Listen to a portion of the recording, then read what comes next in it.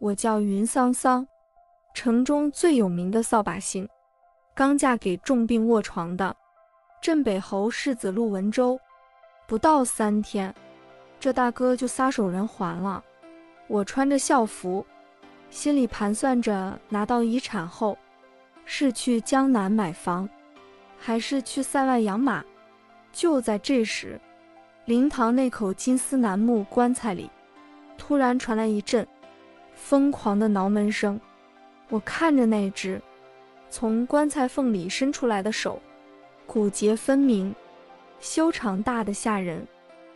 我当场吓到，把手里的烧饼掉了。我那死鬼老公陆文周竟然在全城百姓面前掀开棺材盖坐了起来。他看着我手里的半块烧饼，悠悠地说：“夫人，你这烧饼分本侯一半。”本侯在下面排队领汤，饿得发慌。我脑袋一片空白。陆文周，你死都死了，为什么还要回来跟我抢遗产？各位听众，今天咱们就来讲讲这对死而复生的戏精夫妻是如何在侯府上演鸡飞狗跳的复仇记。开局即富婆，可惜好景不长。所人都说我云桑桑上辈子一定是捅了老天爷的窝，这辈子才这么倒霉。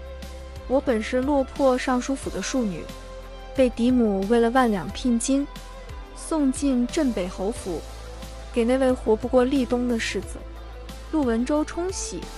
我进府那天，陆文周连床都下不来，脸白得像刚粉刷过的墙。我心里想着，这哪是冲喜，这是直接送终啊。果然，成亲第3天，陆文周一口气没上来，两眼一翻，在我的怀里走了。那一刻，我哭得极其卖力，心里却在疯狂计算侯府的良田千顷，商铺百间，还有这大宅子，我这辈子是不是可以提前退休了？我穿着一身素白丧服，在大厅里哭得梨花带雨，招待着那些各怀鬼胎的亲戚。世子妃节哀啊，文周这孩子命苦。我正抽噎着准备回礼，突然后堂灵堂传来一声巨响，砰，那是棺材盖落地的声音。我心里咯噔一下，坏了，该不会是远房亲戚来抢家产，连棺材板都给掀了吧？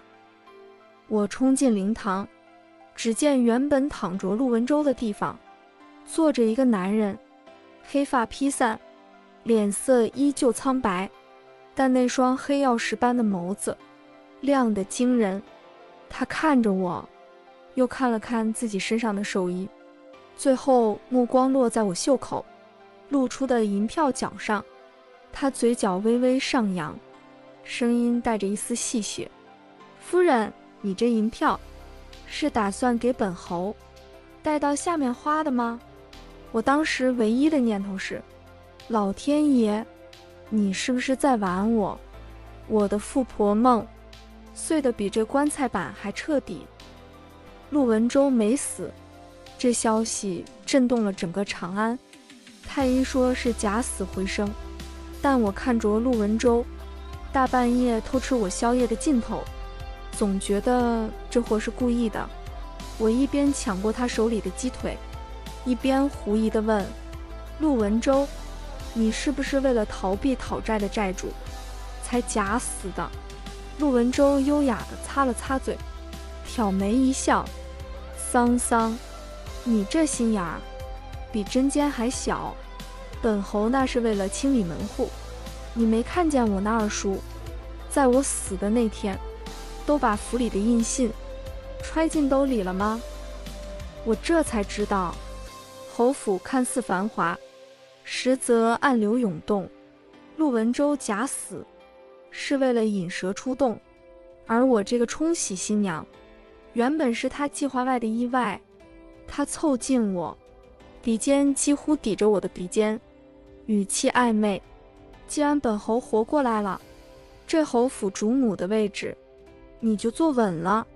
不过桑桑，你刚才在灵堂说，要把我的遗产全部拿去打赏小白脸，这事儿咱们得好好算算。我干笑一声，误会都是误会，我那是说，我要拿钱去请小白脸，给您做法事，求您在下面活得滋润。陆文舟哼了一声，伸手捏了捏我的脸蛋，油嘴滑舌。自从陆文舟复活后，侯府气氛变得非常诡异。以前大家以为世子快死了，个个都想来踩一脚，现在世子活了，大家又个个都想来巴结。陆文舟平日里看着弱不禁风，走2步路都要喘3下，但我知道他全是装的。有一次我在后花园荡秋千，绳子突然断了，就在我以为要摔个狗吃屎时，原本在旁边气若游丝看书的陆文舟身形快如闪电，一只手拎住我的后颈，另一只手稳稳拖住我的腰。那一刻，我感觉他的手臂硬得像铁块，力道大得惊人。我瞪大眼睛看他，你不是腰疼腿酸胸口闷吗？陆文舟立刻隐蔽上身，猛地咳嗽2声，整个人弱柳扶风的倒在我肩膀上。桑桑，刚才是本侯求生欲爆发，这下腰真的折了，快扶本侯回房。我翻个大白眼，陆文舟，你在装？今天晚上就让你睡书房。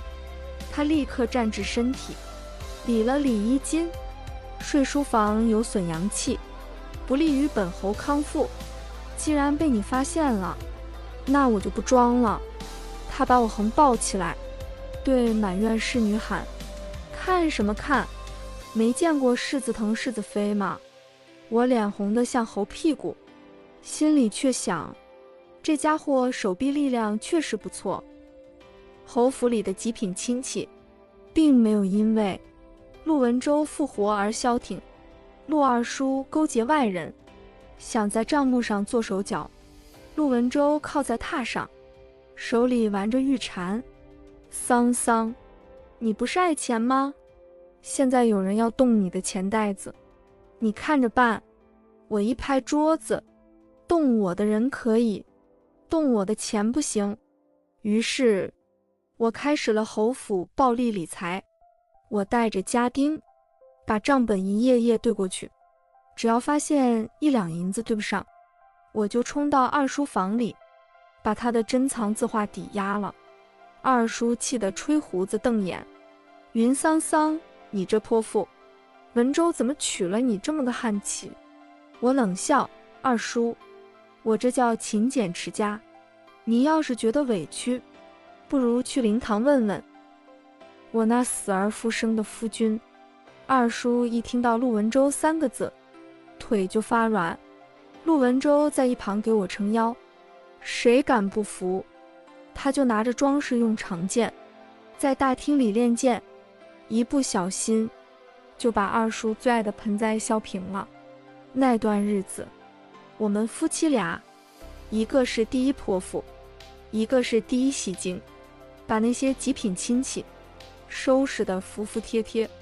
然而安稳的日子总有波折，朝堂变动，陆文舟被政敌诬陷通敌。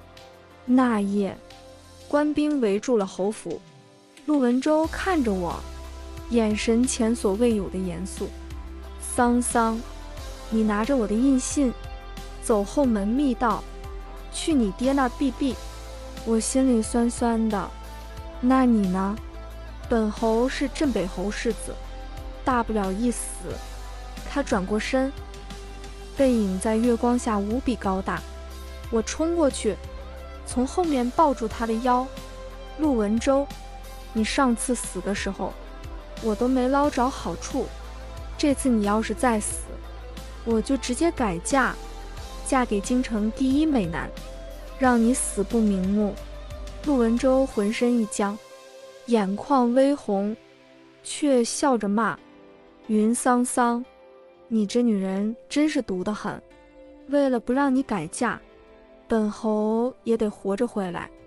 他穿上积灰已久的银甲，手提长枪走出了府门。那一夜，陆文周一人一马一枪，拦住了3000禁军。原来他从来不是病秧子，他是隐藏最深、最锋利的那柄剑。后来真相大白，陆文周洗清冤屈，还立了大功，被圣上亲封为镇北侯。封赏下来那天，全城百姓都等着看侯爷风采，结果大家只看到侯爷陆文周苦哈哈蹲在门口，给侯爷夫人云桑桑洗脚。桑桑，这水温刚好，红枣枸杞也放了，你就别生气了吗？我嗑着瓜子，故意拿瞧。陆文周，你上次在战场上多威风，怎么现在这副德行？陆文周认真擦脚，抬头看着我，眼神温柔的能滴出水。在外人面前，我是将军；在你面前，我只是那个差点进棺材，却被你一块烧饼救回来的陆文周。他站起身，把我抱进怀里，操在耳边轻声说：桑桑，这侯府江山分你一半，本侯的人全给你，要不要？我红着脸，把最后一颗瓜子塞进他嘴里，看你表现吧。